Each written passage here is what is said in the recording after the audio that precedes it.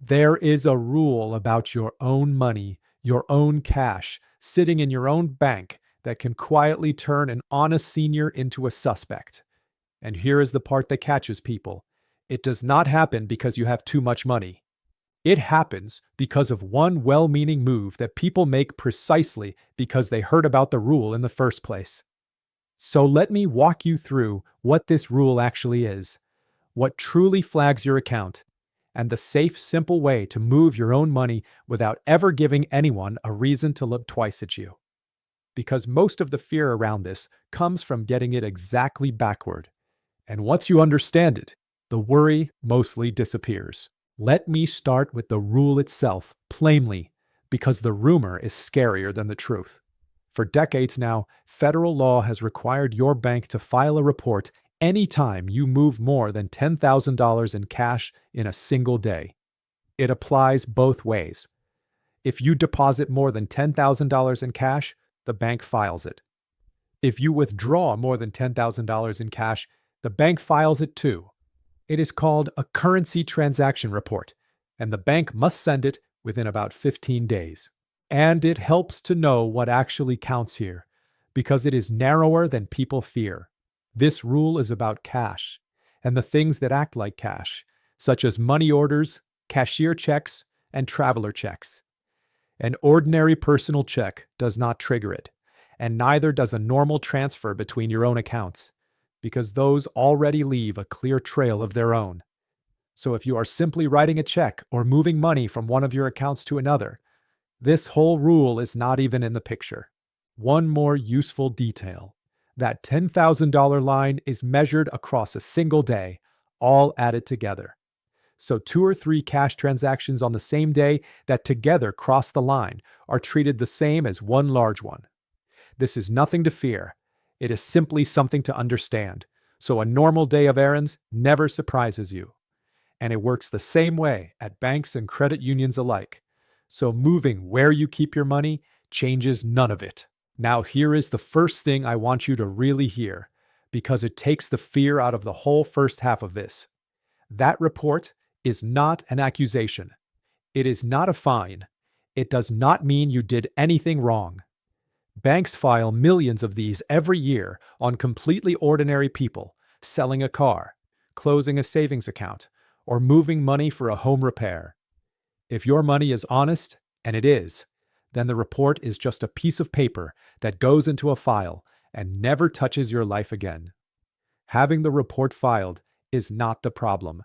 I want you to hold on to that, because the actual danger is the opposite of what most people assume, and it is coming up next. Here is the trap, and it is the reason I made this whole video.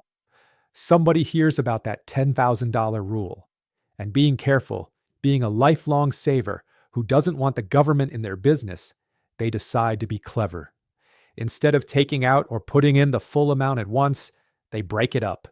9,000 today, a few thousand next week, a little more the week after. They think they are quietly staying under the line and avoiding the paperwork. What they have actually just done is commit a federal crime.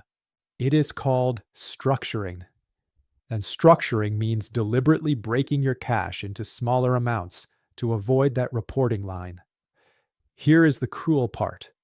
It is a crime completely on its own, even if every single dollar is clean, even if you earned it honestly, even if you owe no taxes and did nothing else wrong in your life. The act of splitting the money up to dodge the report is itself the offense. People have had their entire bank accounts seized over this. Money that was 100% legitimate, simply because the pattern of deposits looked like they were trying to hide something. Let me make that real for a moment. Picture a man who sold an old truck and a few tools, and came home with a little over $10,000 in cash. He had heard somewhere that 10,000 was a magic number that brought trouble, so he did what felt cautious. He put in a few thousand one week, a few thousand the next, spreading it out to keep the peace. Every dollar was his, earned honestly, the taxes long since paid. And yet it was that very spreading out, and nothing else, that could have put his savings at risk. He would have been far safer walking in and depositing all of it in one honest trip. Think about how backward that is. The honest large deposit reported openly is completely safe. The nervous attempt to stay under the line is the thing that can cost you everything. The rule does not punish your money. It punishes the appearance that you were trying to hide it. And it gets one layer quieter still, which is the part almost no one knows about. Your bank has a second kind of report it can file, and this one you will never see coming. It is called a suspicious activity report. Your bank can file it even when no single transaction crosses $10,000, purely because a pattern in your account looks like it was designed to avoid the rules. And here is the unsettling part. These reports are confidential by law. The bank is not allowed to tell you if filed one. So, a person can go months, completely unaware, thinking they were being smart and private, when in fact, their own careful little deposits quietly raised a flag they were never told about. That is why trying to outsmart this system is so dangerous. You cannot see the tripwire, and the very act of tiptoeing around it is what sets it off. Now, let me give you the part that puts you back in control. Because I promised you this was about protecting yourself, not frightening you. And this is the piece I most want you to remember. The whole thing turns on one word, and that word is intent. Structuring is only a crime when someone deliberately breaks up money to dodge the report. An older person who simply likes to make small, frequent deposits out of lifelong habit, with no thought of the reporting line at all, is not structuring. The law is aimed at the deliberate dodge, not at your ordinary routine. So the goal is not to live in fear of every deposit.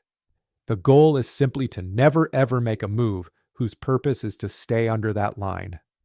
So here is how a careful, honest person actually stays completely safe, and it is easier than the clever route people wrongly take. First, if you need to move a large amount of cash, just move it. Make the deposit or the withdrawal in one honest transaction, and let the bank file its routine report. That report protects you as much as anyone, because it puts your honest activity on the record. Second, do not split it up to stay under the line. That is the one move to never make. The paperwork you are trying to avoid is harmless. The splitting is what is not.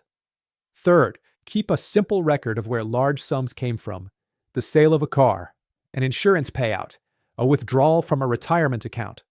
If anyone ever does ask, a person with a clear and honest answer has nothing at all to fear. It is the silence and the strange pattern that create suspicion, never the honest paper trail. And fourth, if you are ever unsure, just tell your banker plainly what you are doing and why.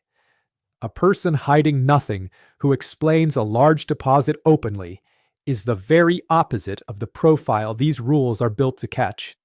And if your bank ever does pause and ask you where a large deposit came from, do not panic and do not take it as an accusation. They are simply required to ask. The worst thing you can do is get defensive or vague. The best thing, and the easiest, is to answer plainly.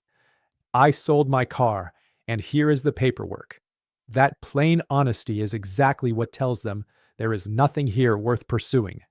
Let me pull this all together, because once you see it as a whole, it stops being frightening and starts being simple. This entire system was never designed to punish an honest senior for having or moving their own money. It was built to catch people trying to hide it. So the safest thing you can possibly be is transparent. The large, open, reported transaction is safe. The small, secretive, split-up one is the danger. Everything flips the moment you stop trying to be clever and simply let your honest money be honest, out in the open. I will be fair and careful with you here, because these are serious matters and the details can shift.